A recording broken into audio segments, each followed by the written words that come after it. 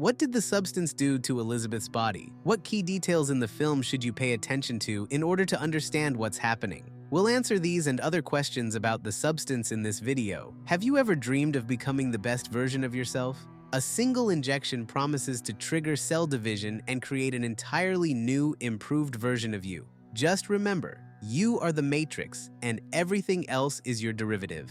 The key rule? You remain one whole. That's the essence of the substance. The success of the substance might remind you of the 2019 Joker.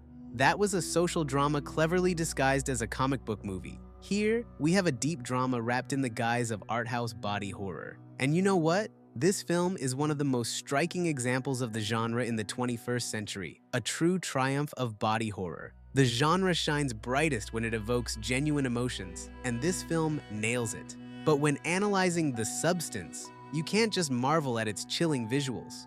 Body horror in this film isn't the end goal, it's a tool. It allows the director to deliver a profound message to the audience. One such message is a critique of the consumerist approach to women's appearances in the entertainment industry. In the film, the patriarchal machine of show business, which figuratively devours women, is embodied by the producer Harvey. And yes, the name is no coincidence. Remember, this movie was directed by a woman. But let's not get ahead of ourselves. A detailed discussion of the film's allegories and metaphors will come later. First, let's explore its science fiction elements, which are equally fascinating. Elizabeth, who dedicated her life to a successful career as a fitness telethon host, faces the inevitable. She turns 50. Her producer, Harvey, who had been contemplating this for a while, finally makes his decision to replace Elizabeth with a younger and more promising candidate. After the initial shock and overwhelming stress, Elizabeth ends up in a car accident. In the hospital, she encounters a strange man, someone who looks like a character straight out of an art house body horror film.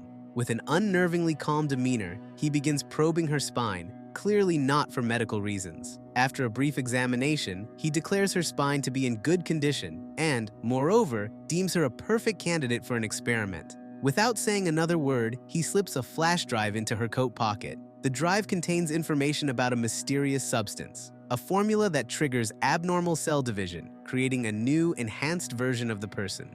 Desperate and intrigued, Elizabeth decides to order the mysterious kit.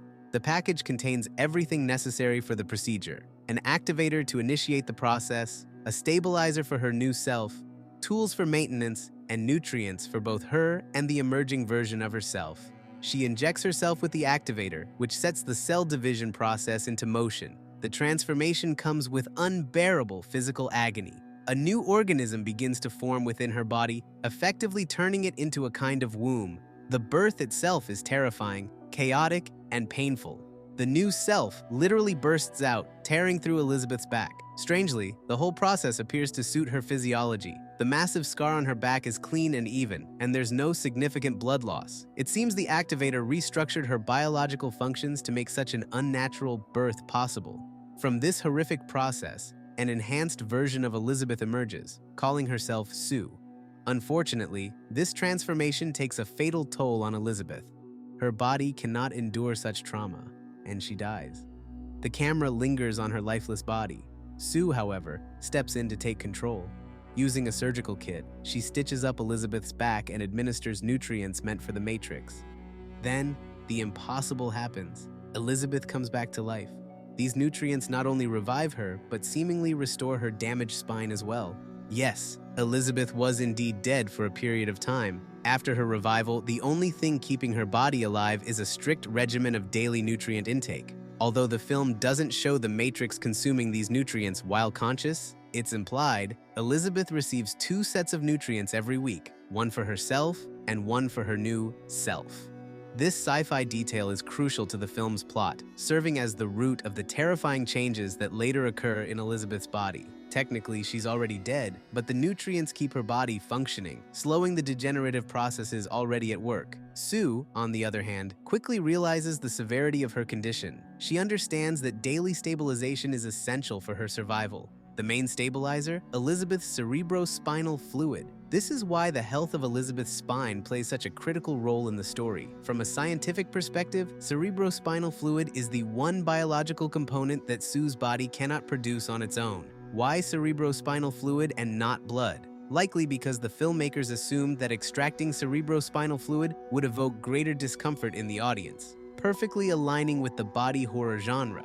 The movie also explores the consequences of Sue's lack of her own cerebrospinal fluid production. She experiences moments of mental fog during seizures, as one of the fluid's primary functions is facilitating the exchange of nutrients between the brain and the body. Yes, it's odd that Sue injects the extracted fluid intramuscularly, but this is one of those artistic liberties the film takes to fit its unique sci-fi concept. Why does Sue know that she needs to sew up Elizabeth's back and how to do it correctly? How does she understand the process of extracting cerebrospinal fluid and know that it must be taken specifically from the lumbar region? After all, there were no instructions. We'll answer this question at the end of the video. The explanation exists. We'll also dive into why Elizabeth and Sue, while technically one entity, end up as two conflicting personalities. Now, about the substance. The dominant role between the selves must switch every 7 days without exception. While one self remains in a vegetative state, the other lives its life.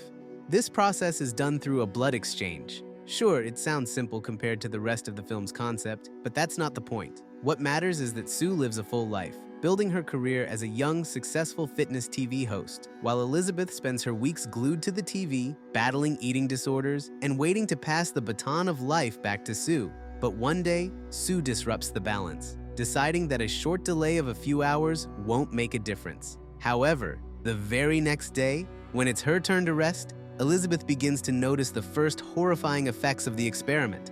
Her body is deteriorating, and the initial signs appear on her right index finger.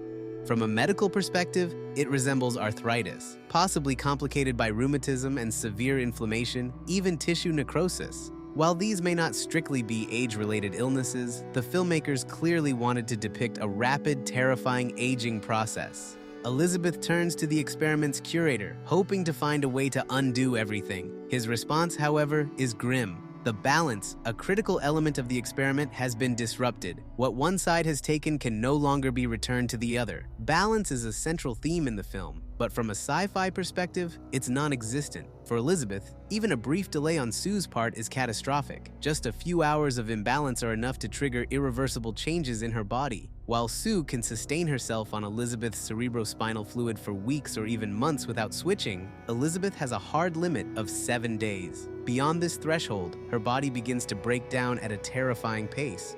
In one instance, Sue extends the delay by another couple of weeks. It could have gone on even longer if not for the inflammation and infection developing at the site of the fluid extraction on Elizabeth's back. This finally compels Sue to act. By then, the damage to Elizabeth is extensive. Her left leg becomes the latest epicenter of horrifying transformations. The knee joint distorts grotesquely, locking up entirely. Elizabeth experiences this terrifying moment while simply watching TV. These scenes employ a classic body horror technique often seen in Cronenberg's work. Physical transformations are paired with psychological shifts as characters gradually stop caring about how grotesque their bodies have become. This duality creates an atmosphere of dread and inevitability for the audience. If we draw parallels with classic body horror, it becomes clear that Elizabeth's transformations are only accelerating. Every delay from Sue exacerbates the situation. The next time, Sue leaves Elizabeth in a dormant state for an astonishing 3 months. Neither the inflammation at the extraction site, nor the rotting stench, nor the obvious signs of decay bother Sue until the cerebrospinal fluid itself becomes contaminated by Elizabeth's decomposition.